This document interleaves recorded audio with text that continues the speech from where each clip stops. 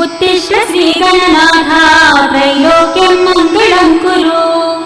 उत्तिष्ठ देवदेवेश उत्तिष्ठ हे गजानना उत्तिष्ठ ईश्वरी पुत्र कर्तव्यं दैवमान्धिकम्।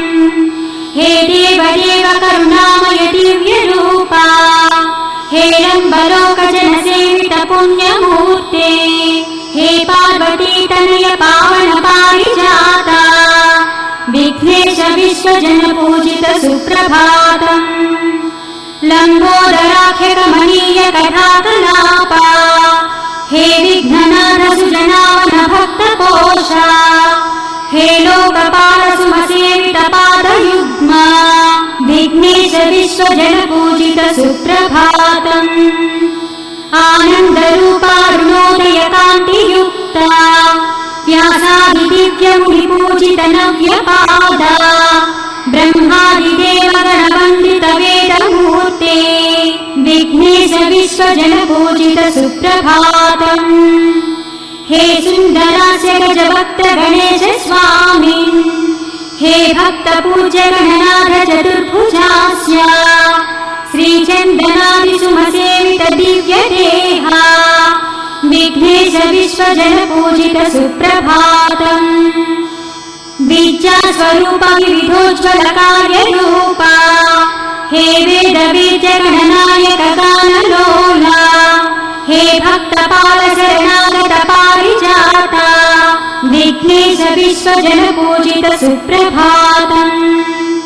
हे मामहस्तघ्नमूषिक वाहनेशा श्रीशूर्पकर्ण निज पाप विनाश हेतो हे वक्रतुण्ड सुरपावन सूर्य तेजा विघ्नेश विश्वजन पूजित सुप्रभातम्।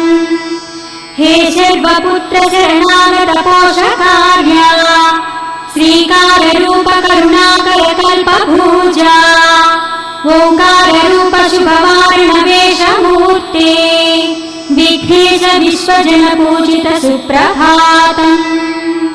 आराध्य देव चराचर विश्ववेद्या हे शम्भुपुत्र सुरवन्दित पादयुग्मा हे सोम सूर्य निज पावक पुण्यनेत्रा विघ्नेश विश्वजन पूजित सुप्रभातम्। हे सिद्धि बुद्धि निज मानस राजहंसा अज्ञान छेदन सनातन साधु कोशा षट्चक्रवास सुरसेवित सुन्दरास्या विघ्नेश विश्वजन पूजित सुप्रभातम्।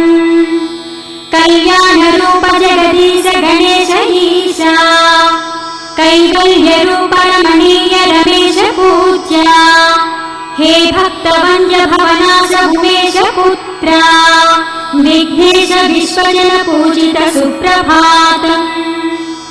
हे सत्त्वदेहयति लोक सुपूज्य मूर्ते हे दिव्य देह महनीय गणाग्रगण्या हे विघ्नराज गणनीय सुरेश ईशा विघ्नेश विश्वजन पूजित सुप्रभातम्। दिव्यादिदिव्य नवकोमल कल्पवृक्षा विश्वस्वरूप विभवोन्नत वेदमूर्ते हे एकदन्त भवक्त्र सुभक्त पूज्या विघ्नेश विश्वजन पूजिता सुप्रभातम्।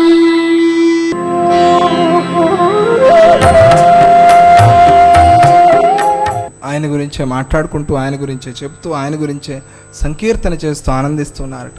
చిత్తాన్ని అర్పణ చేసి భగవంతుడిని భజించే వాళ్ళు కొంత అయితే, భగవంతుడిని చిత్తంలోనే నిలుపుకుని భజిస్తూ ఉన్నవాళ్ళు కొంతమంది. చిత్తాన్ని అటైనా అర్పణ చేయి, లేదా ఆయన్ని చిత్తంలో అయినా ఉంచుకో. ఏదైనా సరే నీ వల్ల ఏది వీలైతే అది చేయి. హృదయాన్ని ఆయనకు అర్పణ చేయి, లేదా హృదయంలో ఆయన్ని నిలుపుకో.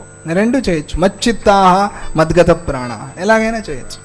చిత్తమే లేదు ఆయన అర్పణ చేసేసాయి, ఆయన్ని చిత్తంలో నిలుపుకో. మొత్తానికి ఆ చిత్తంలో మాత్రం భగవంతుడు ఉండాలి, పరమాత్మ ఉండాలి. అలా సాధన చేయి. మనస్సుతో కానీ ఇంద్రియాలతో కానీ ఏ ఏ విషయమైతే గ్రహింపబడుతోందో అది అంతా కూడా వాసుదేవుడే అనే భావనతో, పరమాత్మే అనే భావనతో జ్ఞానులైన భక్తులు భావన చేస్తున్నారు. అటువంటి వారు భగవద్ విషయాలను మాట్లాడే వారితోనే స్నేహం చేస్తున్నారు, వేరే వాళ్ళతో స్నేహం చేయట్లేదు. వద్దు ఆ స్నేహం మాకు అనుకుంటున్నారు. ఇతరులతో స్నేహం పనికిరాదు అనే భావనతో ఉన్నారు వాళ్ళు.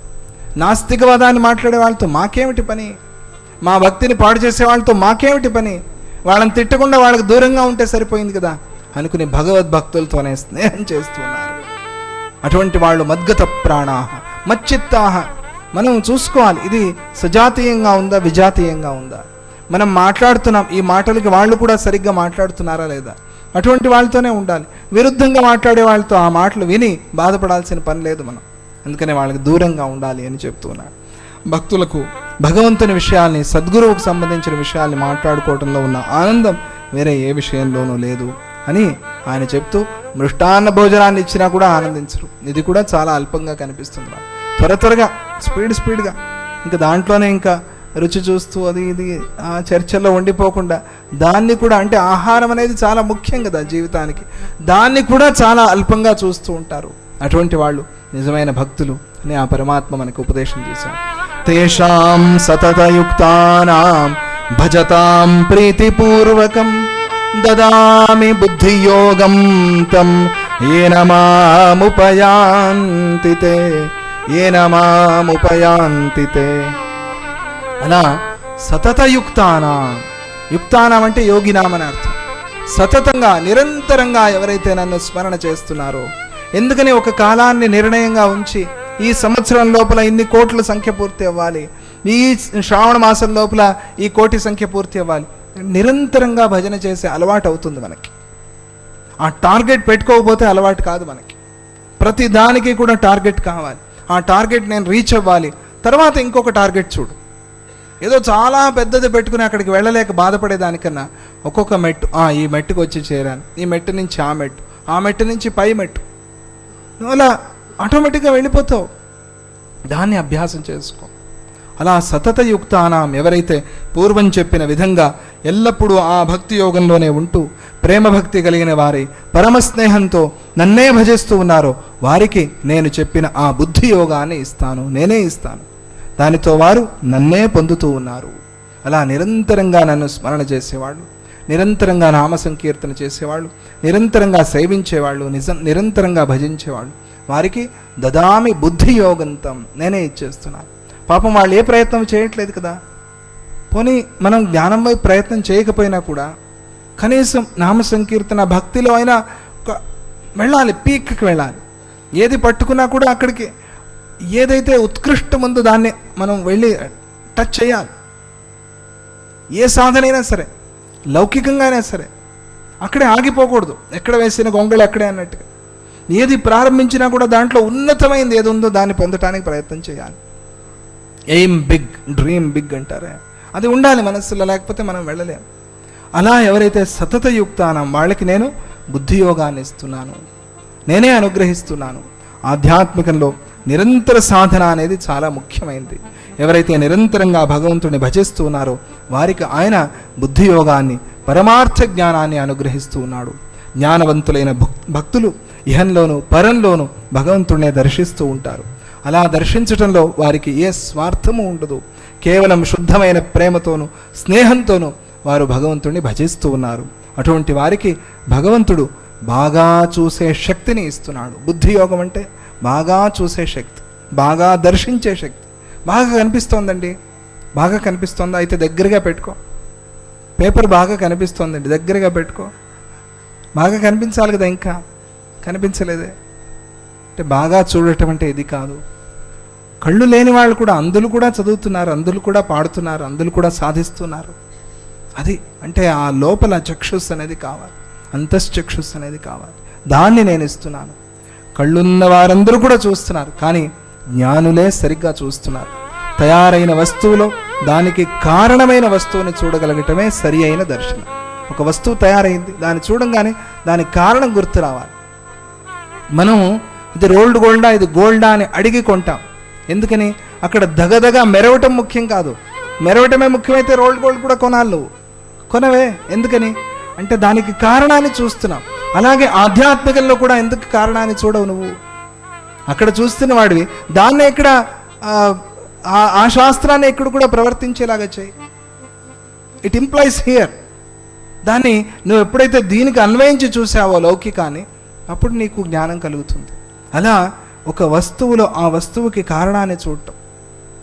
అంటే ఇప్పుడు ఒక కుర్చీ ఉంది, ప్లాస్టిక్ కుర్చీ, దాన్ని చూడంగానే ప్లాస్టిక్ గుర్తొస్తుంది. ఆ ప్లాస్టిక్ గురించి ఆలోచిస్తామా? అయితే కారణం చూడమన్నారు కదా, అందుకనే ప్లాస్టిక్ ప్లాస్టిక్ ప్లాస్టిక్ అని ధ్యానం చేస్తాం.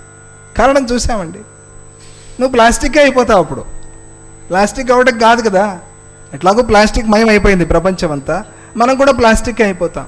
అది కాదు కదా మనకు కావాల్సింది. మనకేం కావాలి? పరమాత్మ తత్వం కావాలి.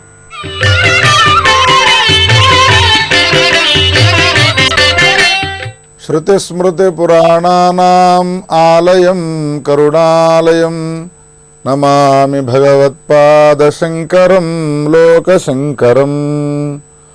కదా వా కైలాసే కనకమణిసౌధే సహగణైః వసన్ శంభోరగ్రే స్ఫుటఘటిత మూర్ధాంజలిపుటః విభో సాంబ స్వామిన్ పరమశివ పాహీతి నిగదన్ విధాతॄణాం కల్పాన్ క్షణమివ వినేష్యామి సుఖతః. జగద్గురు శంకరాచార్యుల వారు శివునికి సంబంధించిన మహిమను ప్రతిపాదించేటువంటి శివానందలహరిలో ఈ శ్లోకంలో శివునికి సంబంధించిన నామ మహిమను గురించి వర్ణిస్తాడు. శివునికి సంబంధించిన నామాన్ని ఉచ్చరించడం ఏదైతే ఉన్నదో అశ్వమేధాది యాగములు చేసిన దానితో సమానమైనటువంటి ఫలాన్ని పొందుతాడు వాడు. పాపాలను పోగొట్టుకోవాలంటే కలియుగంలో అశ్వమేధాది యాగాలు ఆచరించడానికి అర్హత లేదు. కావున మరి పాపాలు ఎట్లా తొలగిపోవాలి? భగవంతునికి సంబంధించినటువంటి నామమే శరణ్యము. భగవంతుని నామాన్ని గనుక ఉచ్చరించినాము అనంటే పాపాలన్నీ పటాపంచలైపోతాయి, ఏమాత్రము మిగిలి ఉండవు. ఒక రాజు రాజ్యాన్ని పరిపాలన చేస్తున్న సమయంలో సామంతులంతా కూడా అతన్ని ఆక్రమించినారు, రాజ్య భ్రష్టుణ్ణి చేసినారు. అరణ్యాల్లోకి వెళ్ళి ఆ రాజు తన జీవనాన్ని కొనసాగించడం ప్రారంభించినాడు రహస్యంగా. అరణ్యంలో ఉన్నటువంటి కిరాతులు ఉన్నారో వాళ్ళంతా కూడా అతనికి దాసులైనారు. రాజుకు రాజ్యము పోయినా రాజరికం పోలేదు. అరణ్యంలో ఉండేటువంటి కిరాతులతో సహవాసం చేస్తున్నటువంటి అతను జీవిక కోసమై పశువులను చంపుతూ తినేవాడు. దారిన వెళ్ళేటువంటి వాళ్ళ యొక్క వ్యక్తులకు సంబంధించిన ధనాన్ని దోపిడీ చేసేవాడు. ఈ విధంగా కాలాన్ని గడుపుతూ ఉండేవాడు. కాలాంతరంలో వానికి మరణ సమయం ఆసన్నమైనది. చేరదీసినటువంటి ఏ కిరాతులున్నారో వాడిని మరణశయ్య సమీపానికి వచ్చి చుట్టూ చేరి మరణించే సమయంలో మాకేవినా ఒక 4 మాటలు చెప్పురా అన్నారు. అంటే మరణించేటువంటి ఆ రాజు ఏమన్నాడు అంటే, ఆ కాలంలో సంస్కృతంలో మాట్లాడేవాళ్ళు కదా, ప్రహర ఆహర విహర సంహర అన్నాడు, మరణించినాడు. ఈ మాటలకు అర్థం ఏమిటి అంటే తన్నండి, కొట్టండి, చంపండి, విహరించండి అనర్థం. మరణించిన తర్వాత ఈ రాజు శరీరంలో ఉన్న జీవుణ్ణి కైలాసానికి తీసుకువెళుతున్నారు దూతలు. అడిగినాడు, పాపం చేసినటువంటి వాడిని కైలాసానికి తీసుకువెళ్తారా? మాకేమీ తెలియదయ్యా, శివుని దగ్గర ఈ ప్రశ్నను వెయ్యి అన్నారు. శివుని సమీపాన నిలబెట్టినటువంటి రాజుగారు అడుగుతున్నాడు, హే శంకర, మరణించే సమయంలో కూడా నేను చంపండి, కొట్టండి, విహరించండి అనేటువంటి మాటలు అంటూ కదా మరణించినది, ఎందుకు నన్ను కైలాసానికి తీసుకువచ్చినారు, నరకానికి తీసుకువెళ్ళడానికి బదులు అనంటే అప్పుడు శివుడు అన్నాడు, భోలాశంకరుడు ఇంత గొప్పనేటువంటి లక్షణం గలవాడు చూడండి నాయనా, మరణించేంత వరకు నీవు పాపాలను ఆచరించినావు, కానీ మరణించే సమయంలో నా నామాన్ని ఉచ్చరించినావు అన్నాడు. నీ నామం నేనెక్కడ ఉచ్చరించినాను స్వామి? ప్రహర ఆహర విహర సంహర అన్నప్పుడు ఈ 4 పదాలలో మొదటి అక్షరాన్ని తొలగిస్తే మిగిలేదేమిటో చెప్పురా అన్నాడు. ప్రహరలో ప్రా తీసివేస్తే హర, విహరలో వి తీసివేస్తే హర, సంహరలో సం తీసివేస్తే హర. అందుకని మొదటక్షరాలను నేను తొలగించుకున్నాను. నీవన్నది ప్రహర ఆహర విహర సంహర అన్నప్పటికీ కూడా ఆ అక్షరాలను తొలగించడం వలన నన్ను ఉచ్చరిస్తూ నీవు మరణించినావు కావున, హర హర హర అనుకుంటూ మరణించినావు కావున నీ జన్మలో చేసినటువంటి పాపాలన్నిటి కూడా భస్మ చేసి వేసినాను, కైలాసానికి తీసుకువచ్చుకున్నాను రా నిన్ను అన్నాడు. ఆలోచించండి ఒకసారి, శివుడు ఎంత గొప్పైనటువంటి లక్షణం గలవాడు.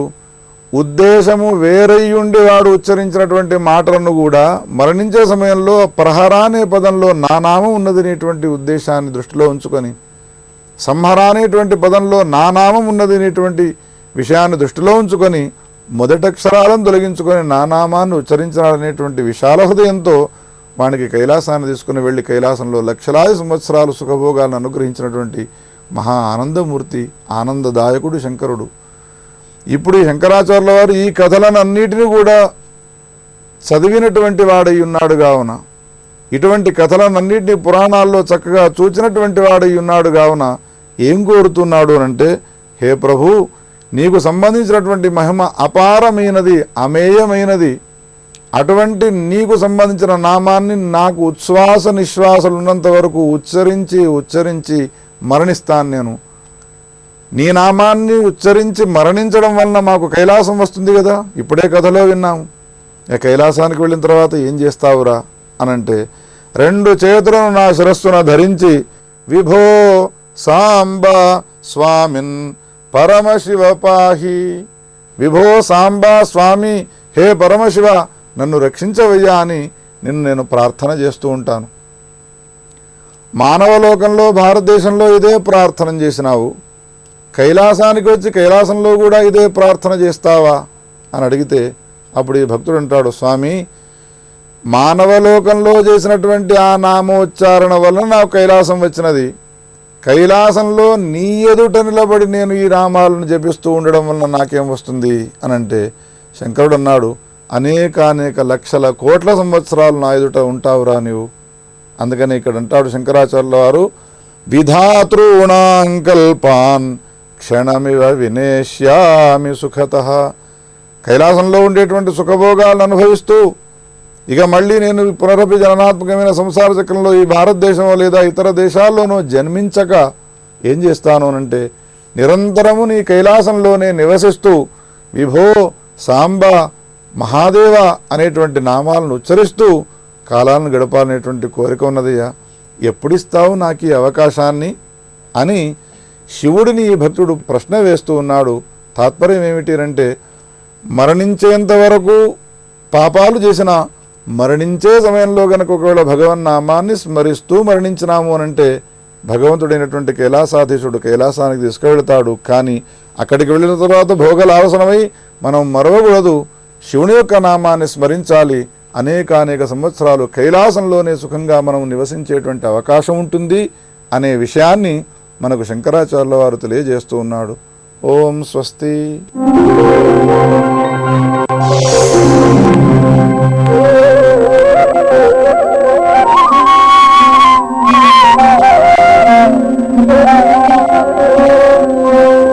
ఇద్దరు వ్యక్తుల మధ్య స్నేహం, మైత్రి కలకాలం కొనసాగాలంటే ఎలాంటి జాగ్రత్తలు తీసుకోవాలి అనే విషయంలో మన ప్రాచీన కవులు పురాణాల్లో, ఇతిహాసాల్లో, కావ్యాల్లో చాలా మనం ఇవాళకి కూడా గ్రహించి ఆచరణలో పెట్టుకోవలసిన విశేషాలు చెప్పారు.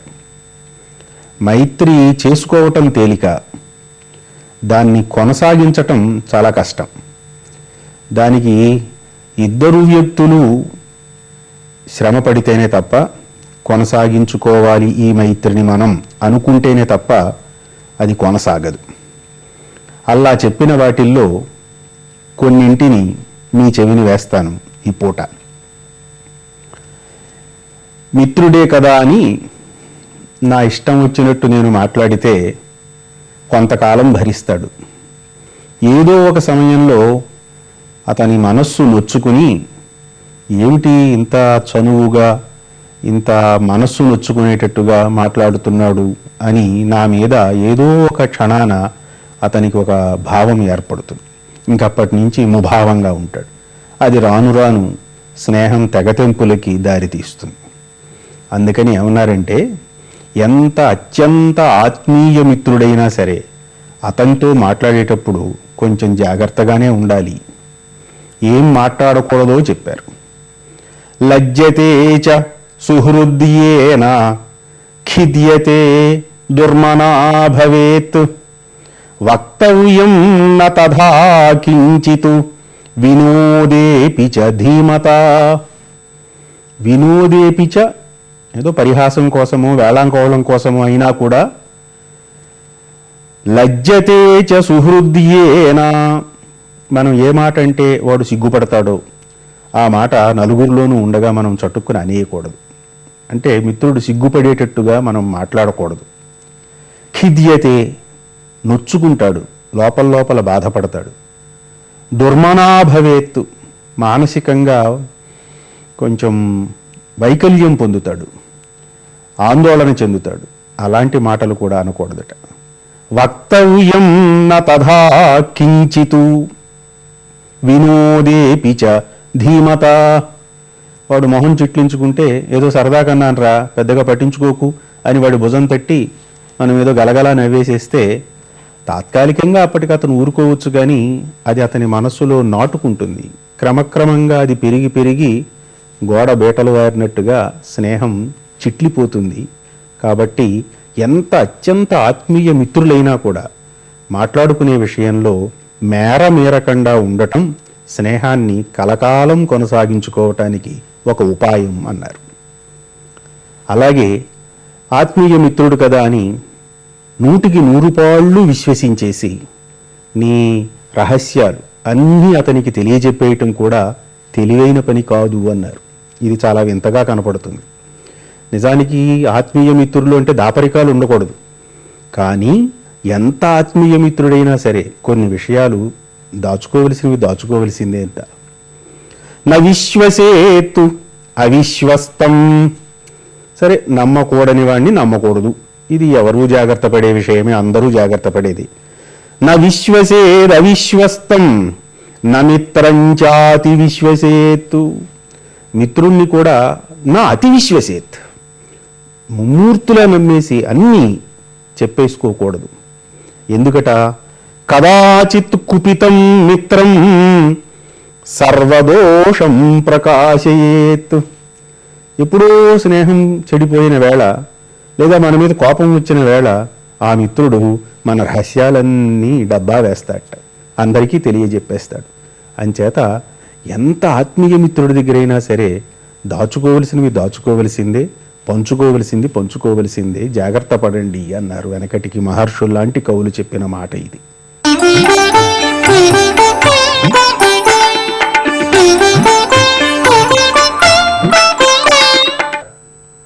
మనం ఇంట్లో పూజలు చేసేటప్పుడు, ఏదైనా శుభ కార్యక్రమాలు నిర్వహించేటప్పుడు దీపారాధన అని చేసుకుంటూ ఉంటాం. అయితే దీపారాధన అంటే ఏమిటి?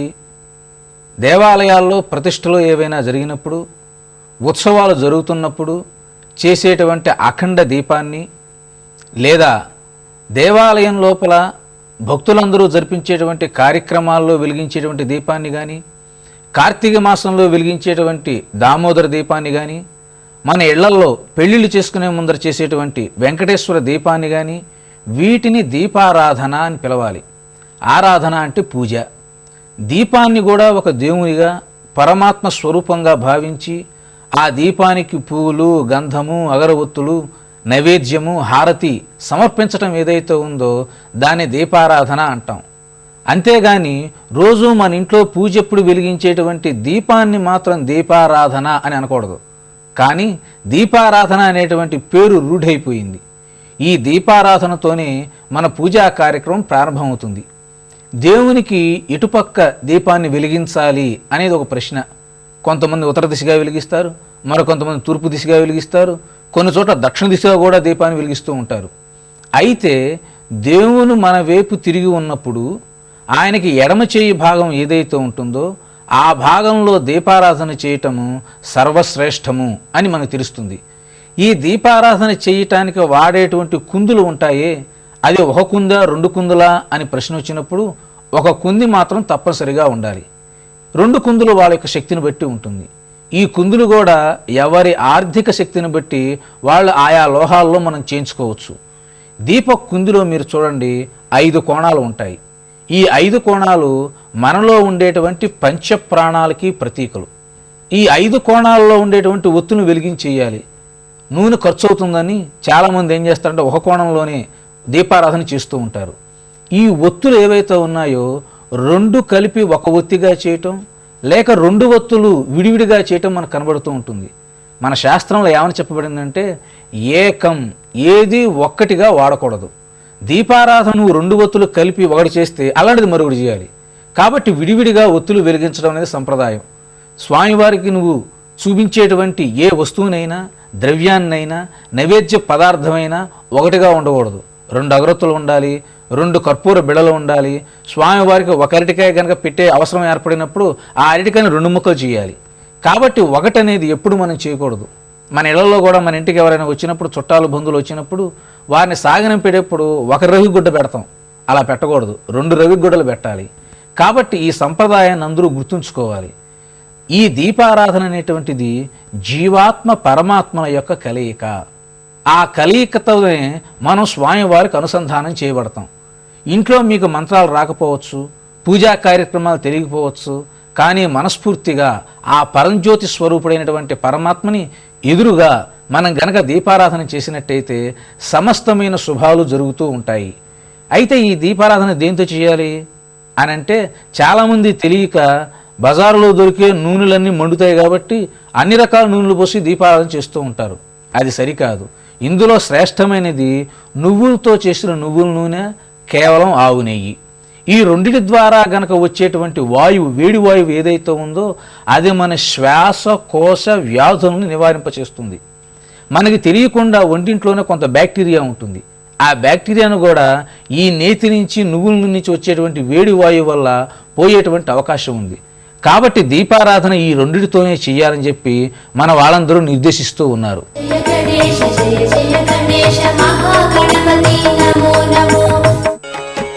ఓం గంగణపతయే నమో నమః, శ్రీ సిద్ధి వినాయక నమో నమః, అష్ట వినాయక నమో నమః, గణపతి బాప్పా మోరయా.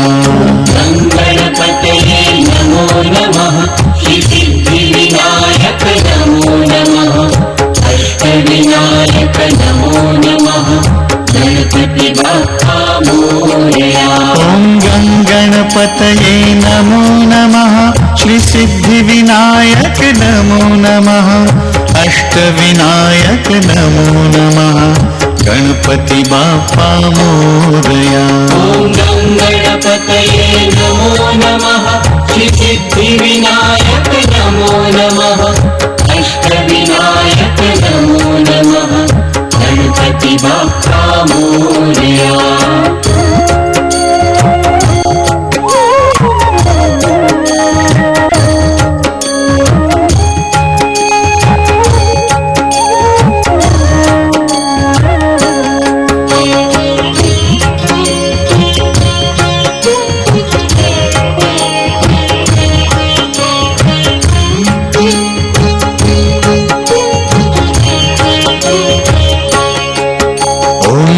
గణపతయే నమో నమః, శ్రీ సిద్ధి వినాయక నమో నమః, అష్ట వినాయక నమో నమః, గణపతి బాప్పా మోరయా. గణపతయే నమో నమః, శ్రీ సిద్ధి వినాయక నమో నమః, అష్ట వినాయక నమో నమః, గణపతి బాప్పా మోరయా. ఓం గంగణపతయే నమో నమః, శ్రీ సిద్ధి వినాయక నమో నమః,